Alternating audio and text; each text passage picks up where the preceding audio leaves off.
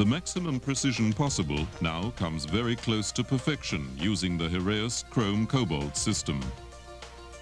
This two-part video aims to show how this system is used to fabricate precision-fit, combined fixed removable appliances in the dental laboratory.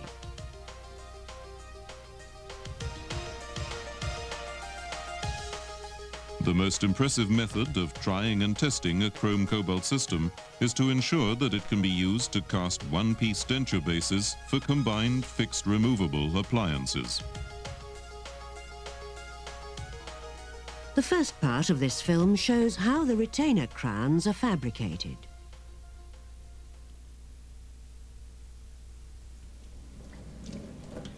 Every impression must be rinsed thoroughly under running water prior to casting the model.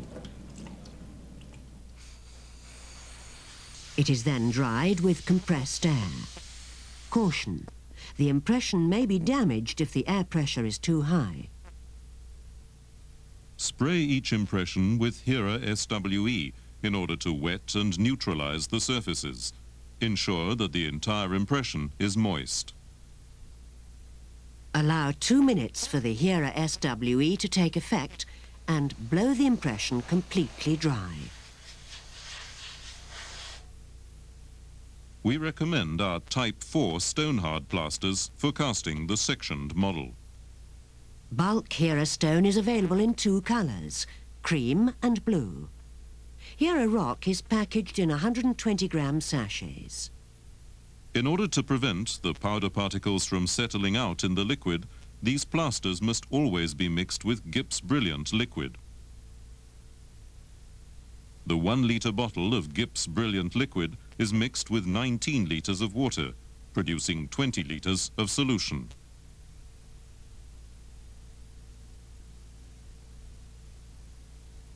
Use distilled or demineralized water only. Ensure that the ratio of Gips Brilliant solution to Hera stone is strictly adhered to. The mixing ratio for this plaster is 20 milliliters of solution to 100 grams of powder. First, place the measured amount of liquid in a dry mixing vessel and then sprinkle the plaster slowly into it.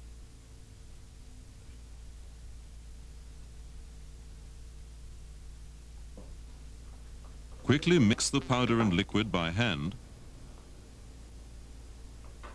Position the mechanical spatula on the mixing vessel and connect it to the CL-VMR vacuum mixing and stirring appliance. Spatulate the plaster for 40 seconds under vacuum. Vent the mixing vessel prior to disconnecting the spatula from the CL-VMR. Place the mixing vessel on a vibrator and remove the spatula. The plaster will flow off the spatula into the vessel. After applying Hera SWE to the impressions, cast them with plaster, ensuring that no air is entrapped. Hold the impression on the vibrator and allow small portions of plaster to flow from the highest point of the impression into the deeper parts. Continue to fill the arch until it has the necessary thickness. Place the impressions where they cannot be disturbed by further vibrations and allow the plaster to harden. After removing the impression, grind the base of the arch on a model trimmer until it is smooth. Ensure that the base is as parallel as possible to the occlusal plane.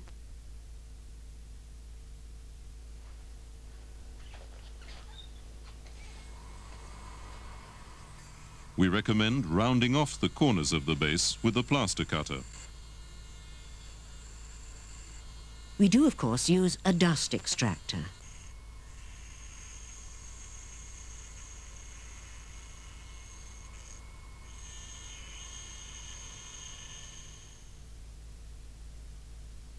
The CL-PSM Combilabor pin system provides for precision sectioned models.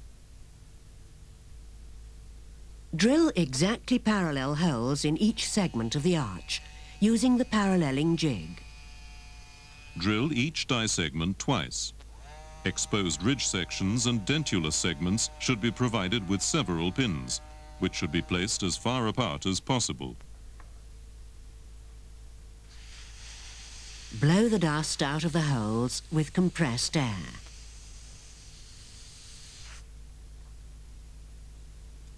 Glue the pins into the arch with Heraeus cyanoacrylate adhesive. Do not allow excessive adhesive to run onto the plaster.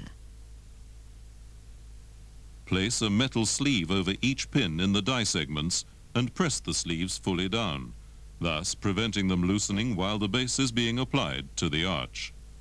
Push a plastic ring to the center of each individual pin, thus increasing its friction fit.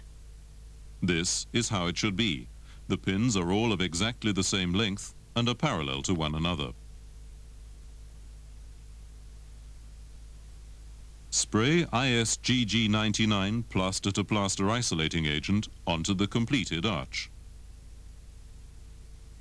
The isolating agent can also be applied with a brush. As retainer crowns with milled surfaces are to be fabricated, apply the base directly on a CLMT model platform.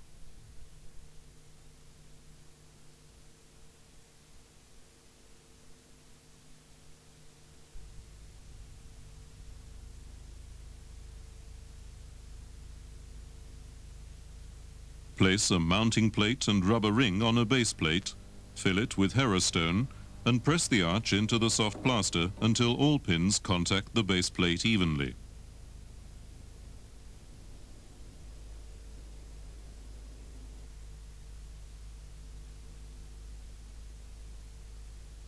Remove the excess plaster from the base.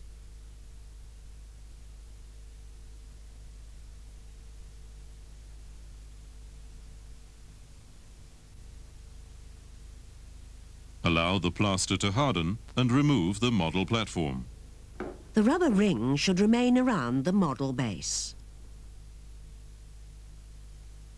Apply AVSEQ01.wmv isolating agent to the model base, thus allowing the split cast base to be removed. Following this, place a magnet and socket on the mounting plate and fill the rubber ring with blue Herrastone. Ensure that the Herrastone is dispensed accurately and mixed well. A piece of plastic bubble packing is pressed into the soft plaster and acts as a retainer articulating the models.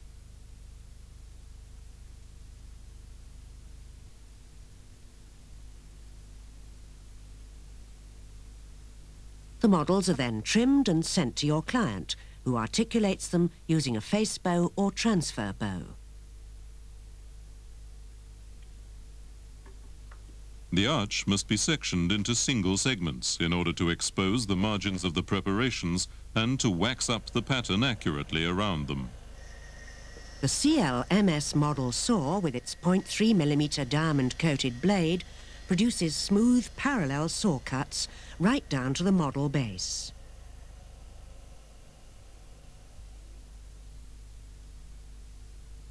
Only light pressure needs to be exerted on the slightly tapering pins in order to release the segments from the base.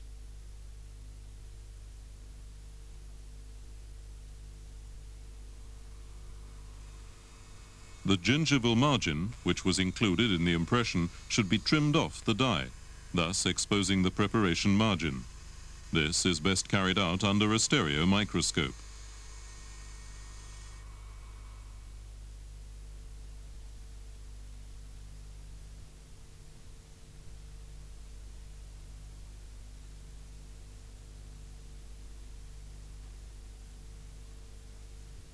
A spacer is applied to each die in order to allow for the cement.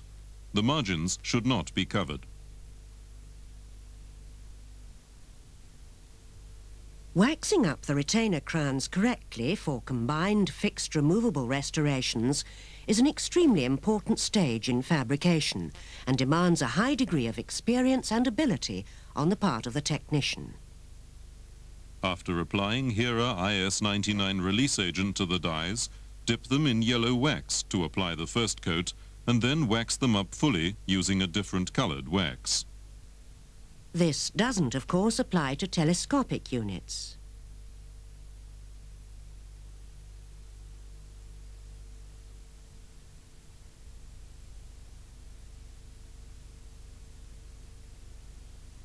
Carefully check the occlusion of all those occlusal surfaces which are to remain in metal.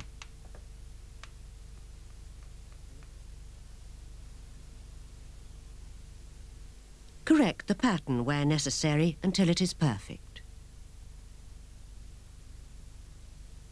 Our model casting system is advantageous in that the base of the model is cast directly onto the CLMT model platform.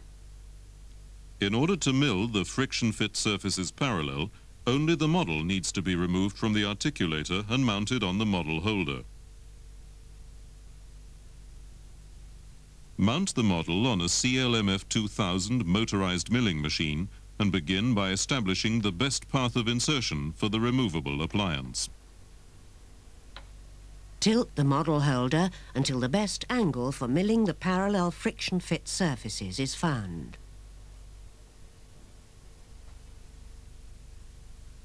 The friction-fit surfaces of all retainer crowns are milled parallel using a spiral burr.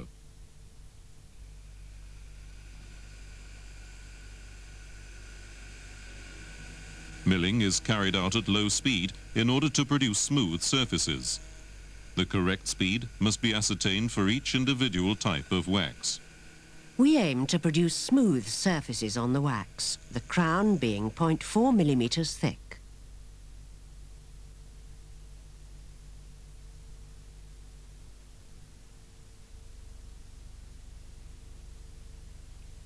The mesial, distal and interdental guidance slots are milled with a thin spiral burr.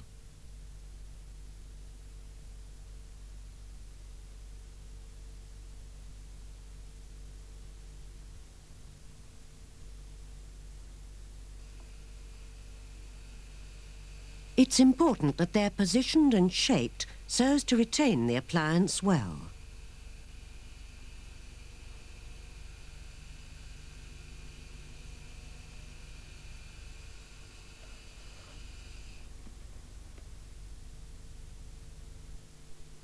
The milled surfaces should form an obtuse angle with the occlusal surface. This is best achieved by carving an occlusal shoulder. This shoulder also acts as a rest for the removable appliance.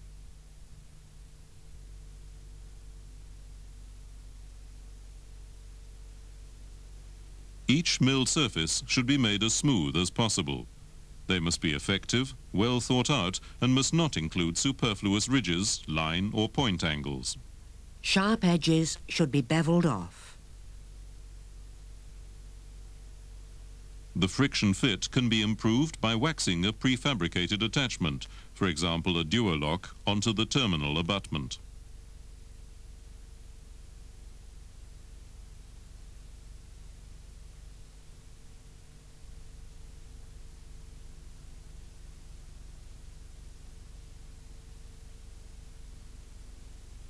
The labial and buccal surfaces of the crown can now be reduced and shaped to receive the acrylic facing.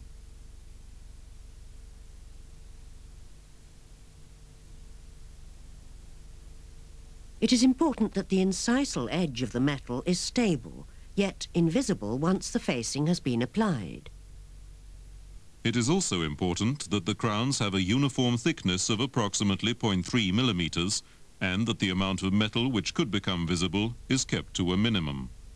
This video does not cover frameworks for porcelain bonded restorations. Treating the metallic surfaces with a silicoator provides for crowns with durable acrylic facings, exhibiting no marginal gap. Retention beads increase the safety margin.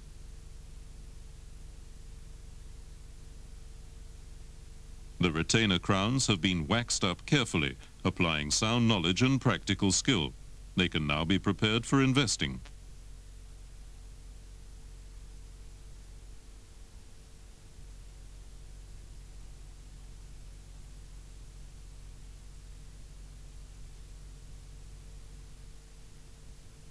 Correct attachment of the sprues onto the wax pattern plays a decisive role in the quality and precision fit of the casting.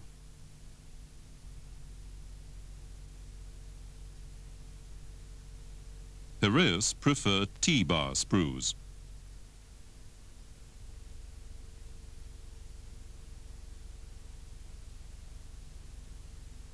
Our video film entitled Precision Fit Dental Castings includes all the important steps concerning investing, casting and so on. So we can now continue with the unfinished casting. This shows the retainer crowns being separated from the sprues. Dental technicians usually use a very thin separating disc for this purpose. Prior to seating the casting on the die, its inner aspects must always be scrutinized for defects under a stereo microscope. Any necessary corrections should now be carried out.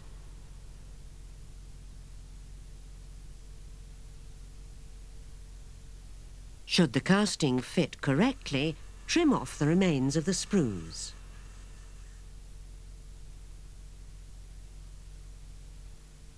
A great deal of instinctive feeling is required when establishing the contact point with the adjacent natural tooth.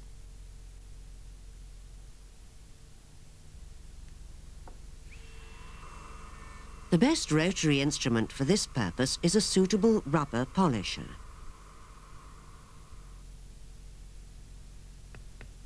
The occlusion is checked on the articulator and any remaining high spots are recorded in centric relation and ground in. Protrusive and laterotrusive excursions are recorded with different coloured foils. The crowns have been trimmed and finished.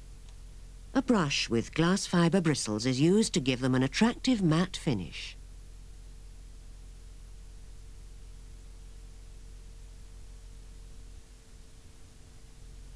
When fabricating combined fixed removable appliances, the dentist should always take an impression of the crowns in situ, using a special tray. The technician requires a stable model for such complicated appliances, which includes the crowns in their correct position in the mouth and which accurately reproduces all the soft tissue areas relevant to the restoration.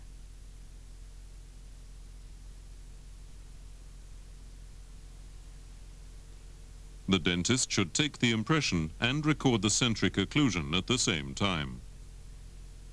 This is why the bite blocks on the special trays have been ground in to correspond with the correct bite.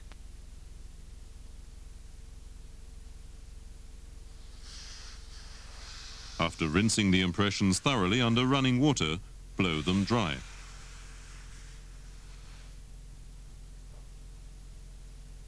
Check that each crown fits the impression and press them into position.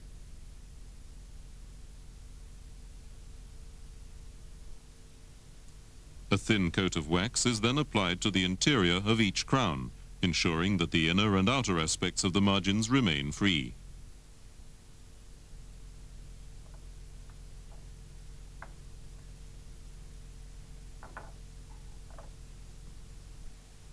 The most important factors required of the master model are stability and dimensional accuracy.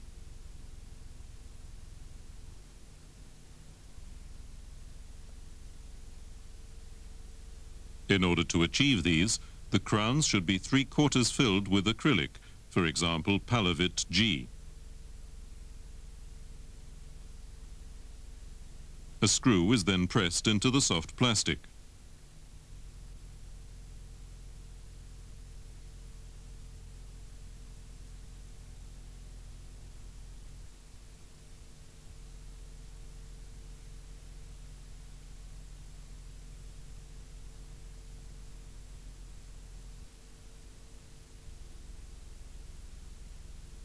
The crowns are then filled completely to the margins.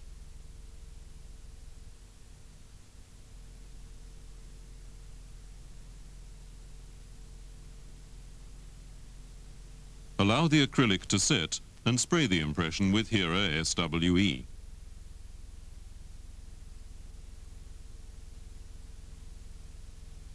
The exact amounts of cream Hera stone and Gips Brilliant liquid are mixed mechanically under vacuum.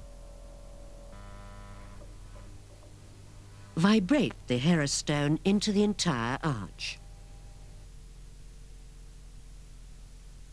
And set it aside to harden where it cannot be disturbed by further vibrations.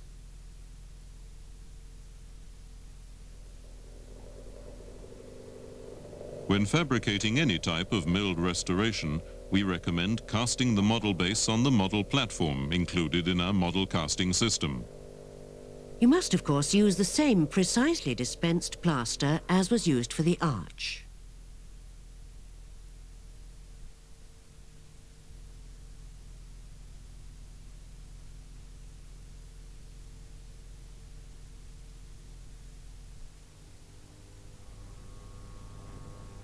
After applying Hera AVSEQ01.wmv isolating agent to the base, pour the secondary split cast base in blue Hera stone.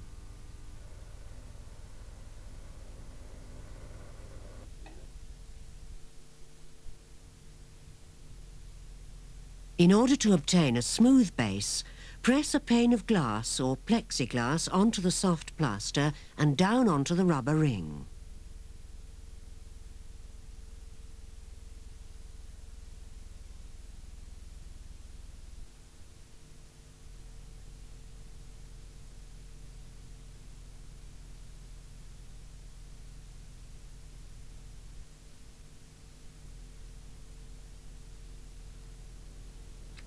In order to be able to articulate the investment model correctly, the split cast secondary base must be prepared prior to duplicating.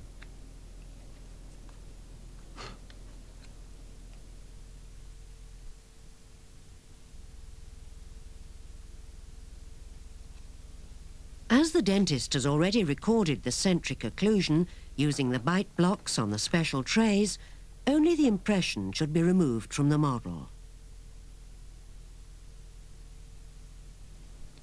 The secondary split cast base must also be isolated with Hera AVSEQ01.wmv prior to articulating the models.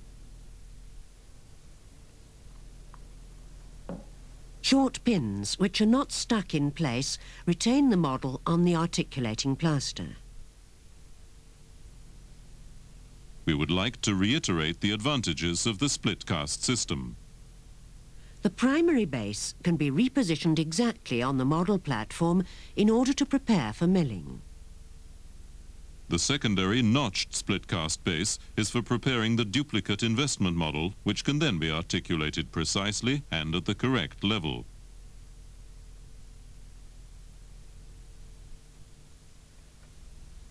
After trying in the fixed crowns, taking the impression and casting the model, tilt the model platform to re-establish the general angle of insertion of the removable appliance. We're going to mill the metal components using the equipment recently developed by Johannes Kleiber. The transfer unit is used to fix shafts into the crowns, which can then be gripped in the milling base.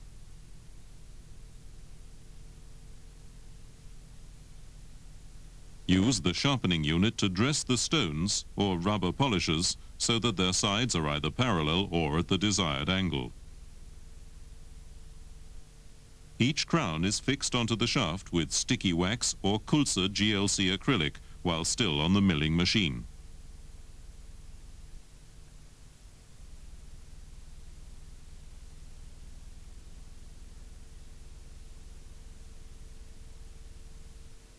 After securing the transfer shafts in the crowns with GLC acrylic, place them on the bottom disc of the transfer unit. The shafts fit the holes exactly. Splinted crowns or short span bridges should be attached in the centre. 3 mm diameter shafts are aligned in the adjustable cylinders on the top disc so as to point toward the inner aspects of the crowns. The top disc is then lowered until the ends of the shafts are inside the crowns.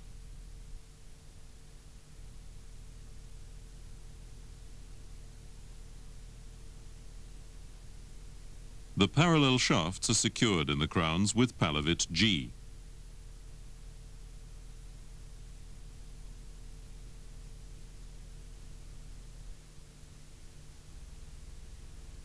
Once the acrylic has hardened, the crowns are removed from the transfer unit and the shafts taken out. They are then mounted on the milling base. Fixed bridges, or beams with crowns, are positioned on the milling base with the second adjustable mounting.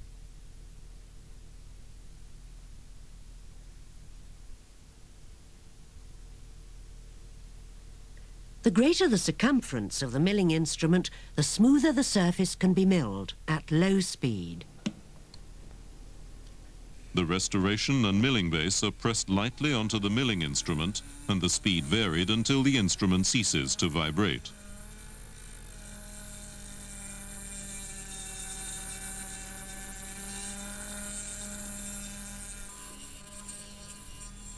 All those surfaces on the crowns which are to be paralleled are carefully smoothed.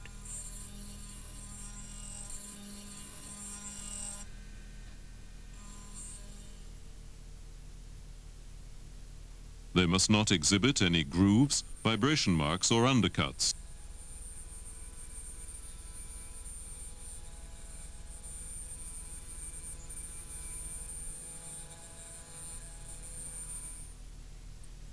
A well-milled surface will appear matte.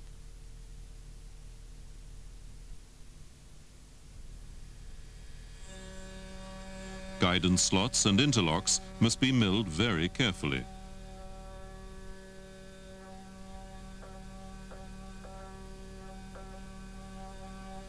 They ensure that the removable appliance slides smoothly into position and fits the fixed crown correctly.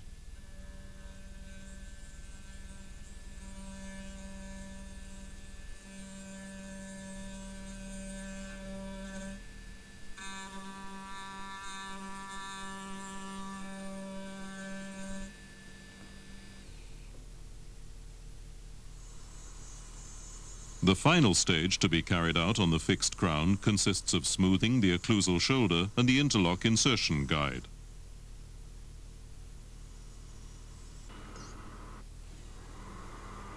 All sharp edges are rounded off using a soft rubber polisher. Those surfaces of the crown which have not been milled are then polished.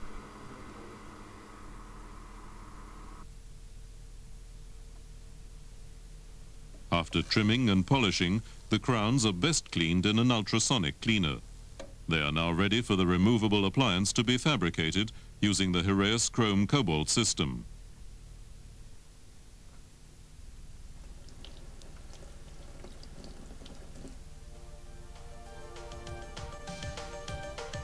We've now shown everything we intended to in this film.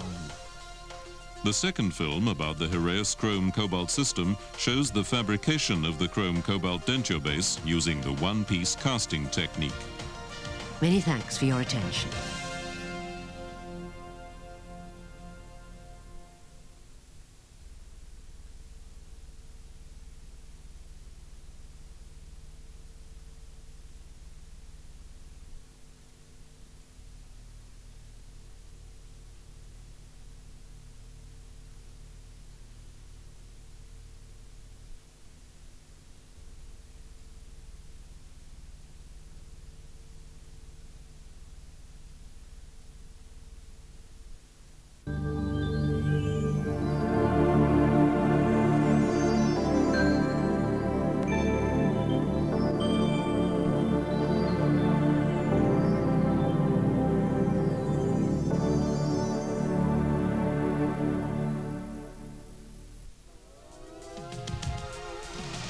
A precision chrome cobalt appliance must meet the requirements of all aspects of modern dentistry and dental technology.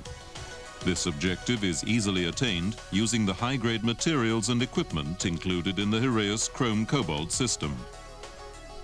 This Heraeus video shows the fabrication of chrome cobalt denture bases retained and supported by either clasps or milled rests on retainer crowns.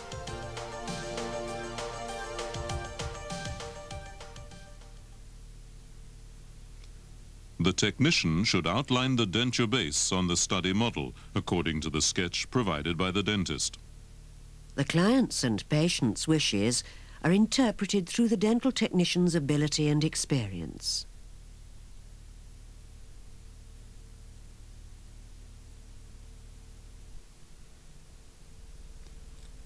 A 0.25 to 0.5 millimeter deep groove is scraped in the plaster around the outline of the denture base with a sharp pointed instrument.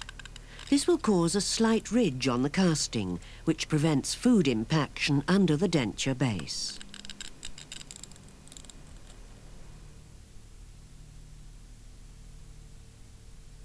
Edentulous ridge sections will always undergo changes when loads are exerted on them by the denture saddles.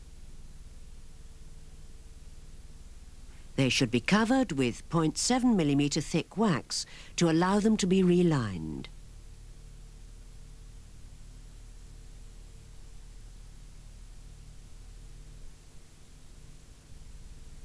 The parts of lingual bars which are in close proximity to the saddles must always be positioned approximately 0.5 millimeters from the ridge. A layer of wax is applied to these areas. Any undercuts are blocked out at the same time.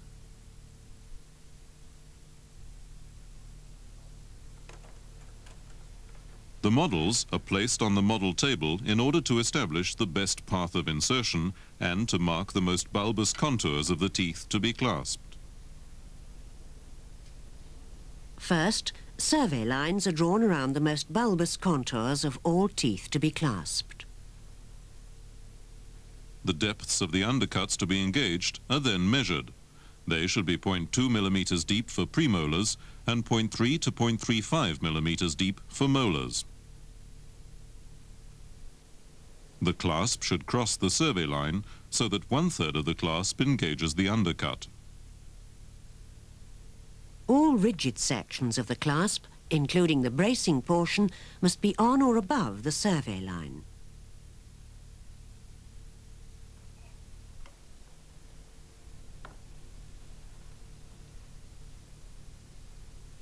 All undercuts on the teeth to be clasped must be blocked out very carefully. In other words, they are paralleled along the path of insertion. This is the only method of ensuring that the casting can be fitted down onto the model without needing to trim the denture base.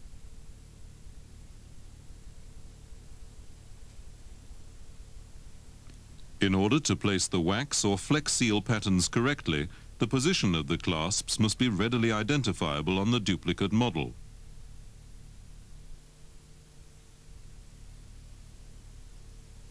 This is achieved by building up a wax ledge along the lower outline of the clasp design.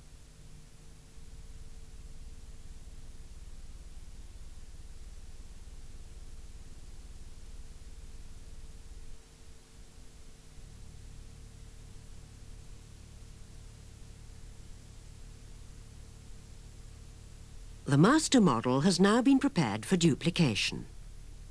The more care exercised during this stage, the fewer adjustments the appliance will need when fitting it down. Important, do not soak the models.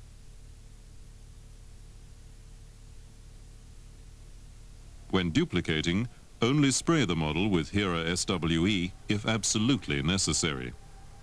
For example, if the model is moist or has previously been duplicated with gel or polyether.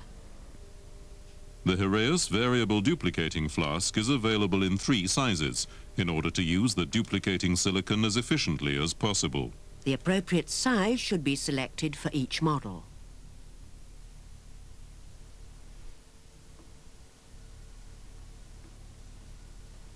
A noticeable amount of duplicating silicone may be saved by using the raised flask base.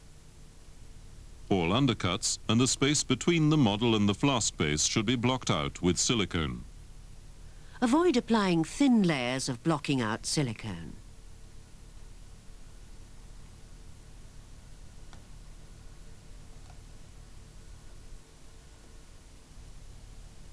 Vigorously rub silicone release agent powder into the blocking out silicone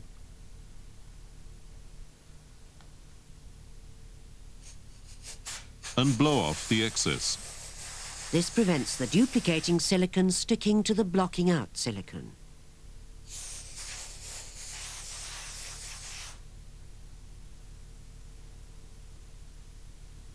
The sleeve is then placed over the flask base and the variable base pressed into the sleeve until it is within 3 or 4 millimeters of the highest point on the model. The model is now ready for duplicating.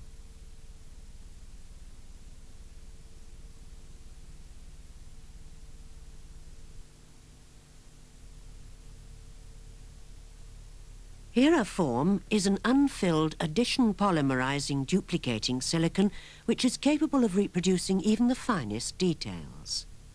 Components A and B are mixed in equal parts. In order to save even more duplicating material, 10 to 20% silicon granules may be added to the fluid silicon. 60 to 90 grams of Hereform are required per silicone mold. The silicone dispensing appliance enables the required amount of silicone to be weighed easily.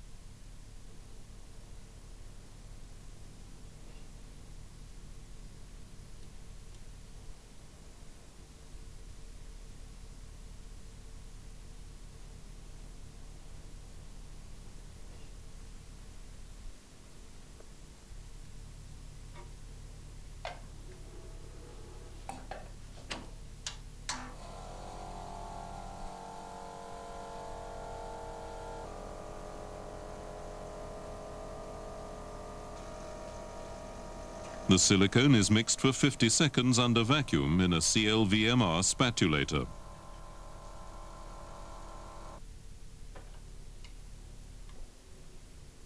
Pour the Hereform onto the center of the model and fill the flask rapidly.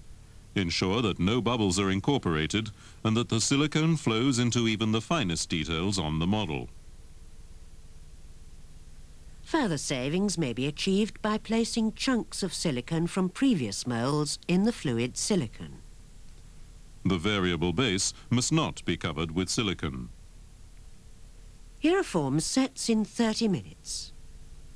The remaining silicone in the mixing vessel and on the spatula should be allowed to set and is then peeled off. First, unlock the sleeve on the variable flask. Then remove the sleeve and the flask base, including the blocking out silicone.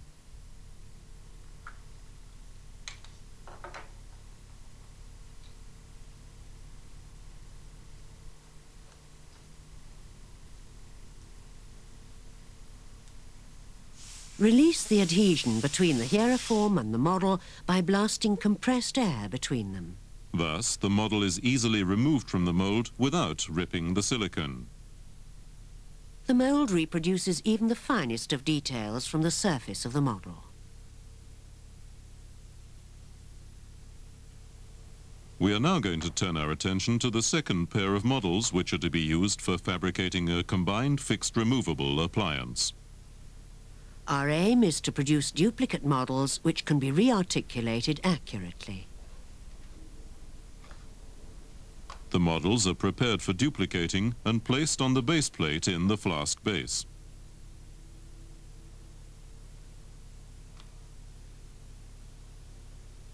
The variable duplicating flask is then assembled by placing the sleeve in position, locking it, and inserting the variable base at the correct level. A mold which includes the base of the model requires 100 to 140 grams of Hereform. Pour a thin stream of it into the center of the model. Important, do not pour duplicating material over milled surfaces. Hereform sets in 30 minutes. Once the duplicating flask is opened, the wedge-shaped ridges in the Hereform mold, which were formed from the grooves in the bottom of the model, become apparent. The grooves in the model should be deep enough so that the silicon ridges are stable. The model is carefully removed from the mold, ensuring that the silicon ridges are neither ripped nor permanently deformed.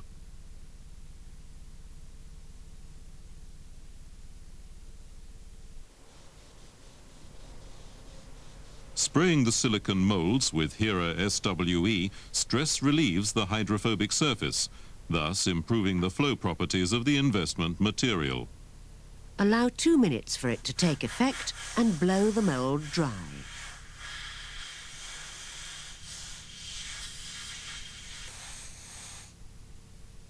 The expansion values of HeraVest M phosphate-bound precision investment for use with chrome cobalt may be varied by altering the concentration of the HeraVest M mixing fluid. The parameters for producing castings with a constant precision of fit are: First, the investment and mixing fluid are stored at a constant temperature in a Combilab or CLK refrigerator.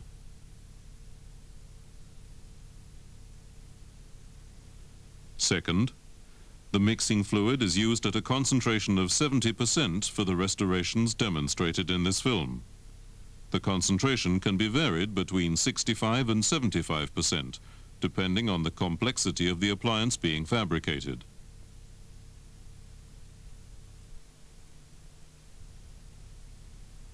Third, the mixing ratio is 160 grams of powder to 25 milliliters of mixing fluid per model, and must be strictly adhered to.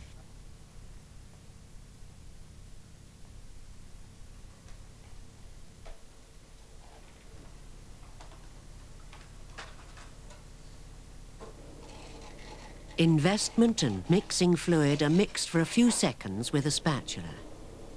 The mixture must be left for 15 seconds. This is a further important prerequisite for ensuring constant high-quality castings. The investment must also always be spatulated mechanically under vacuum for the same length of time. The mixing vessel is placed on the mechanical spatulator. Full vacuum is applied and the investment mixed for 40 seconds.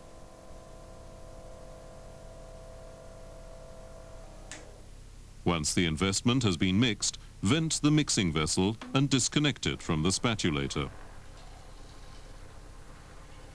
With the vibrator at 3000 and coarse setting, begin to pour the investment model. The investment is vibrated into the impressions of the teeth, the retainer crowns, the alveolar ridge and the palate, ensuring that no air is entrapped.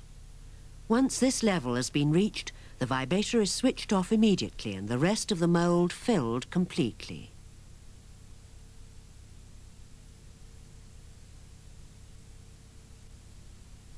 After 30 minutes, the investment is hard enough for the duplicate model to be removed from the mould.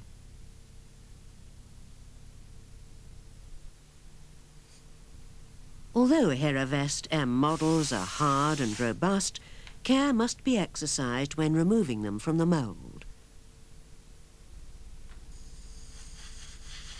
Any residual moisture on the model is blown off with compressed air. Important: do not heat the investment model, dry it, or immerse it in hardener.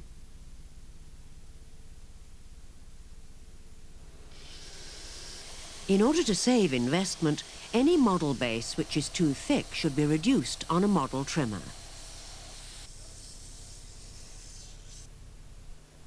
Never use water while trimming.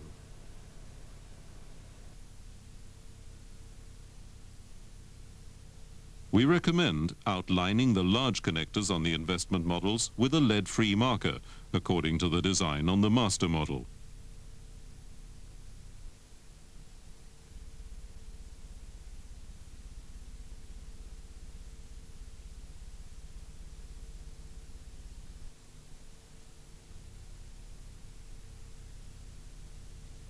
Apply adhesive liquid to those surfaces to receive Flex Seal patterns.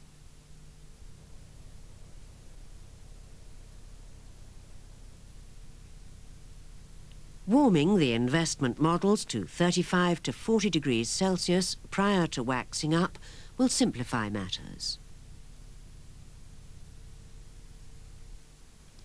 We assume that the technician is well accustomed to waxing up chrome cobalt denture bases.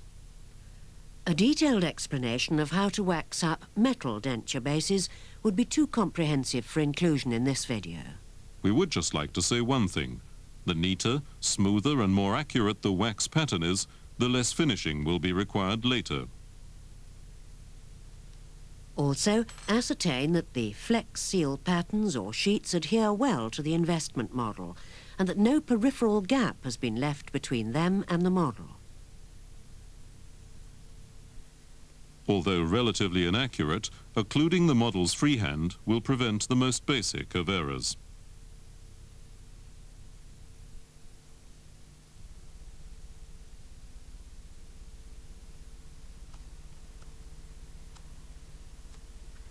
The anatomy of the natural dentition must be recreated in all parts of the restoration.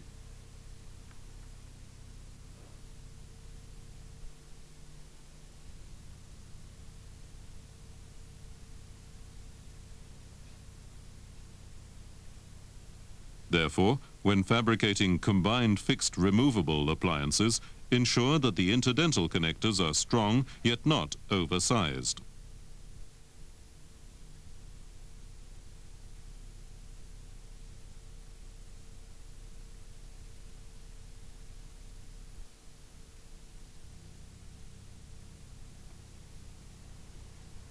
The custom split cast base enables the technician to re-articulate the investment models accurately and to wax up the occlusal surfaces.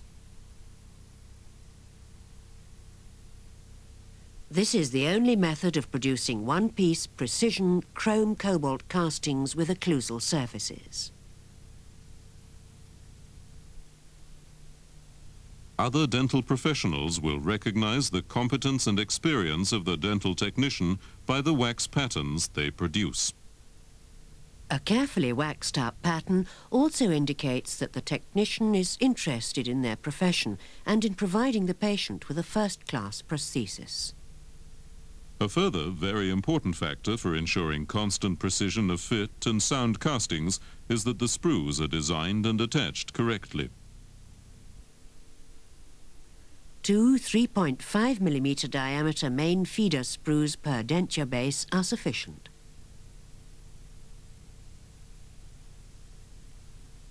The main feeder sprues are attached to the wax pattern in such a manner that the molten alloy can flow unrestrictedly into the mold cavity. They should never be attached at right angles to the pattern. They are joined above the center of the model.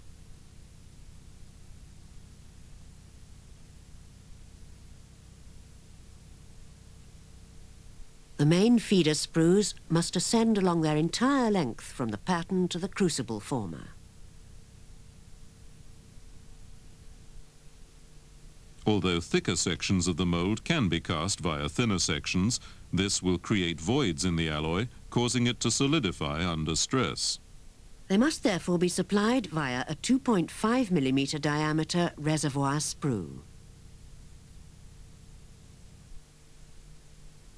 The reservoir sprues are curved tightly toward the center of the model, thus ensuring that the molten alloy enters the mold at a slower rate via these than via the main feeder sprues. The alloy remains molten longer in the thermal zone, thus allowing for the suction effect.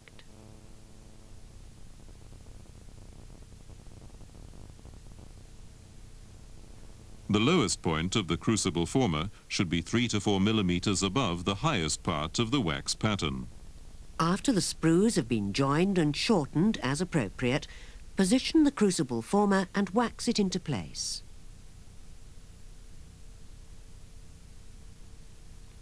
This diagram is used to summarize the most important prerequisites for producing optimum castings.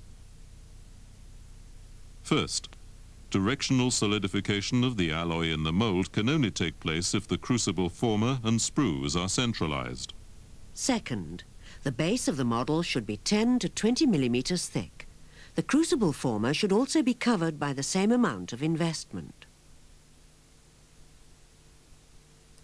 Third, all points of attachment of the sprues to the pattern must be waxed up so as to allow for the currents in the molten alloy. Fourth, it is also very important to allow for these currents when joining the sprues and positioning the crucible former. We have described and demonstrated our basic guidelines for attaching the main feeder and reservoir sprues. These 4 examples make clear how many designs are possible and how much thought goes into attaching the sprues to wax patterns. This determines not only the soundness of casting, but also the precision of fit.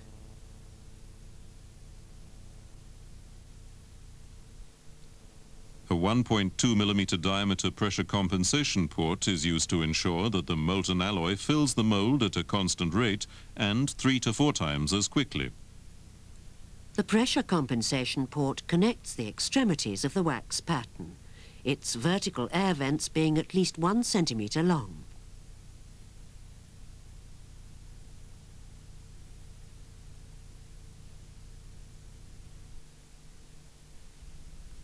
Impurities and gases which are whirled up when the molten alloy enters the mold accumulate in the higher parts of the mold cavity. They can be vented by joining the highest points of the wax pattern to the pressure compensation port with 1 centimetre long air vents.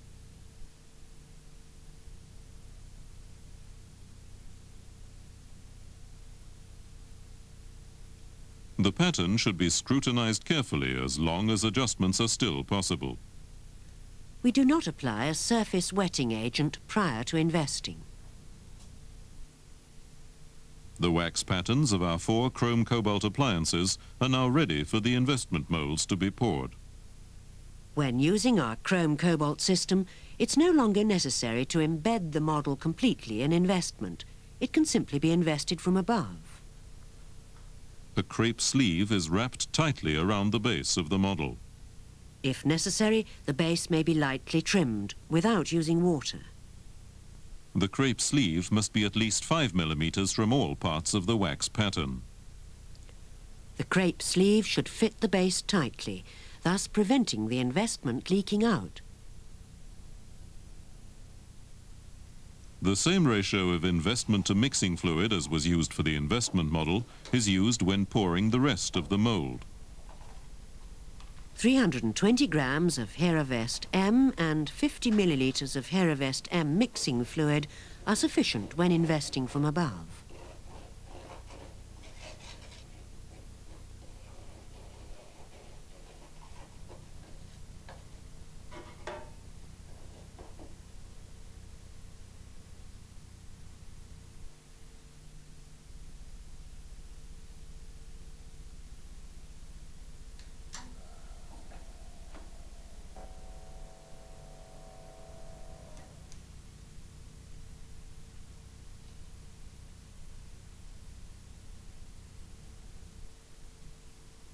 Spatulate the investment for 40 seconds under vacuum and vibrate it slowly onto the wax pattern with the vibrator set at low speed.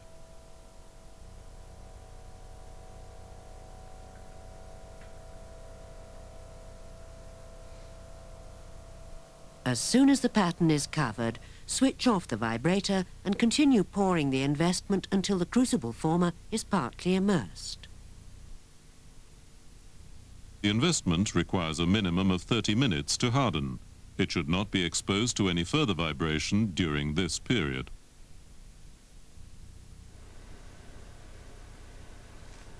Once the 30 minutes have elapsed and the investment is set, the crepe sleeve and crucible former are easily removed from the hard investment. In order to hold the mould securely in the casting machine, we recommend grinding the upper and lower surfaces of the mould lightly, using a trimmer without water. In order to allow the wax to run out of the mold and also to allow the heat to circulate better, place the molds in the preheating furnace with their crucible formers facing downwards. Preheating the moulds is the penultimate important step in producing constantly high-quality castings. Our recommended mixing ratio for Heravest M investment and fluid will only lead to success if the preheating segments and times are strictly adhered to. The CLVS5U preheating furnace is especially suitable for preheating the molds precisely. The simplest method of programming the automatic preheating cycles is to use the chip card. The chip card is pre-programmed with the Heravest M preheating cycle and can also be programmed with a delay time segment should you wish to cast at a later time. You simply enter the day and time you wish to cast.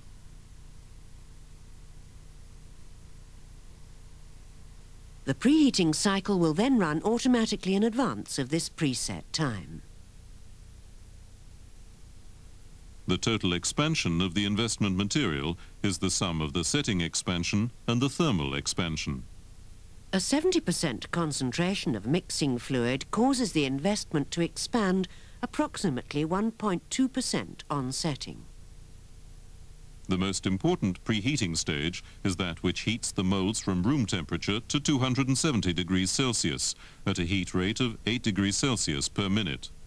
This temperature is held for 1 hour. The temperature is then increased to 580 degrees Celsius, again at 8 degrees Celsius per minute.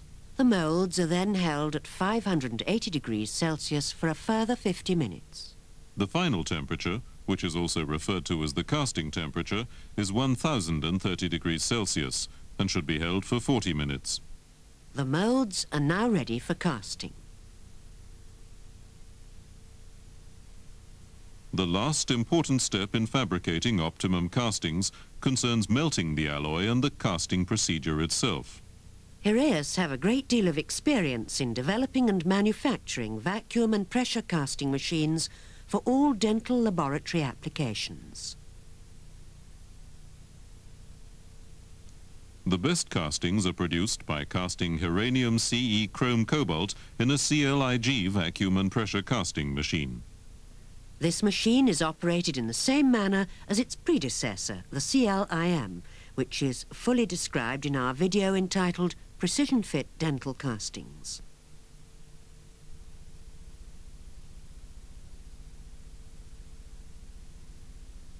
Heranium CE is always cast manually when using the CLIG. The casting machine is set for ceramic. The vacuum is adjusted to 250 millibars during pre-melting.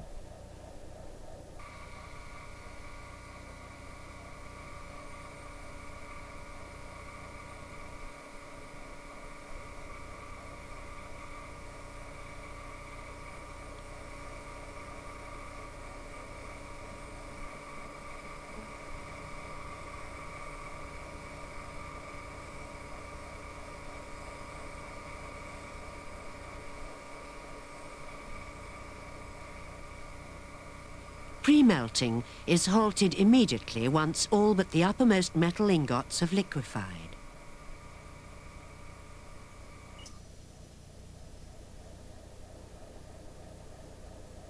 Once the molds have been fully preheated and the alloy pre-melted, transfer the red-hot molds from the preheating furnace to the casting machine, positioning them with the anterior teeth on the model facing downwards.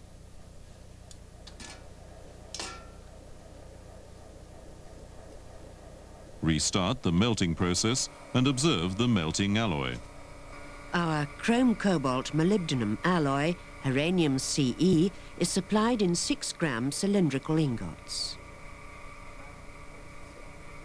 It complies with DIN 13912, has a structure providing for high strength yet retaining a low modulus of elasticity, and it flows and fills the mold well.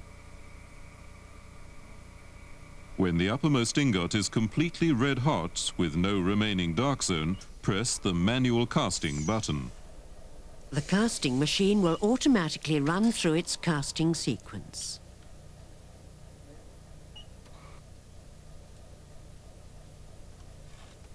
After casting, remove the mold from the casting machine and place it on a refractory block to cool, with its crucible former pointing downwards. Our mold cooler can be used to accelerate the cooling process. Never quench a hot mold in water. Once the mold can be held comfortably in the hand, commence devesting. Immersing the mold in water for a few seconds prevents unnecessary dust. Carefully remove the investment from the unfinished casting, using a hammer and devesting chisel.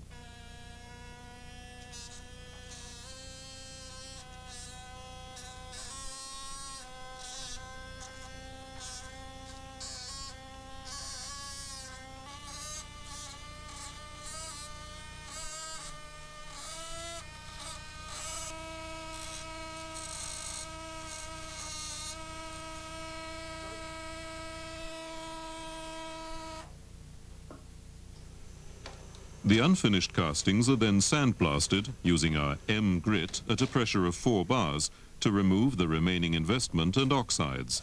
This will not roughen the surfaces. Caution. Use of the wrong type of grit or excessive pressure may damage some of the fine detail and the smooth surfaces on the casting.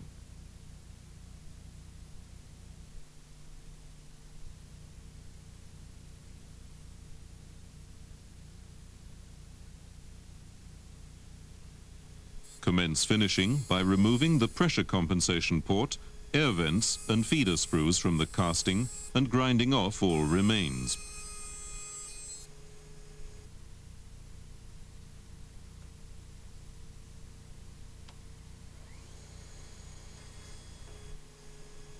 The edges of the main connectors can also be ground immediately.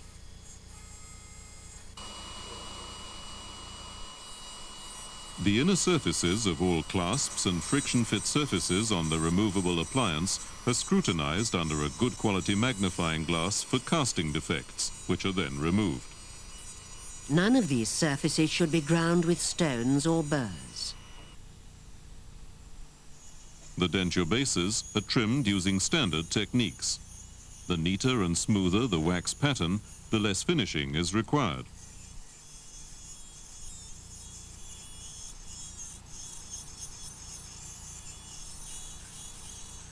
The denture bases should not be fitted down onto the model at this stage. The inner surfaces of the clasps and the friction-fit surfaces are smoothed and polished with Heraeus diamond polishing paste and rubber polishing points. The denture bases are then smoothed fully with silicone polishers. The finished denture bases must be electro-polished prior to checking their fit on the model. As this process removes metal from the surface, all those surfaces which must not be reduced should be masked with lacquer.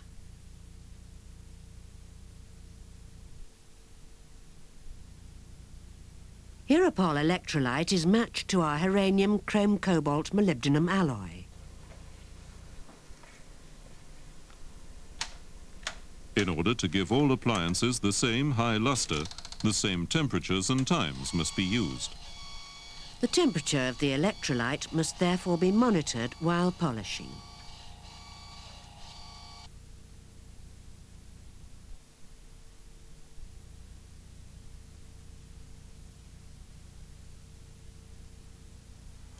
Once the electrolyte has been rinsed off, the lacquer can be peeled off the denture base.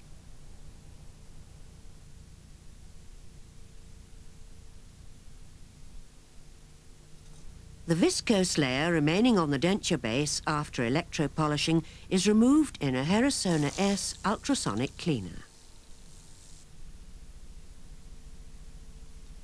The fact that these denture bases, including those for combined fixed removable restorations, require only minimal adjustment to fit them down onto the model is an indication of the precision and effectiveness of the Heraeus Chrome Cobalt system.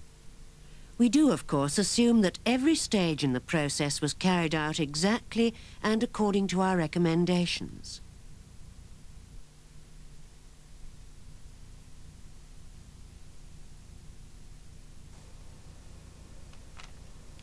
The terminal occlusion also requires only minimal adjustment. The Heraeus duplicating system, including the variable flask, enables the investment model to be rearticulated accurately, thus allowing the technician to wax up all occlusal surfaces precisely.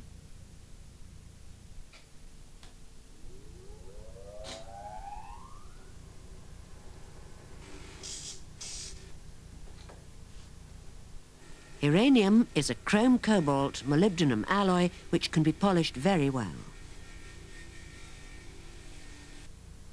The permanent high luster of these denture bases is considered pleasant by patients. Plaque will not adhere to them even after longer periods in situ.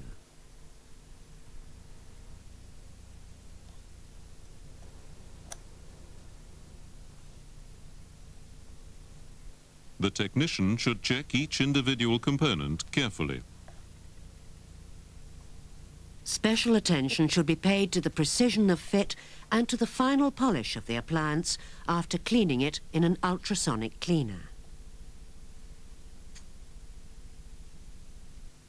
Metal denture bases fabricated using the highly precise one-piece casting technique have the advantage that they are extremely biocompatible. They also combine the necessary strength, elasticity and corrosion resistance. The Heraeus chrome-cobalt system smooths the way for improved chrome-cobalt prostheses. The efficiency and effectiveness of our system provides the dental technician with previously unheard of reliability and precision.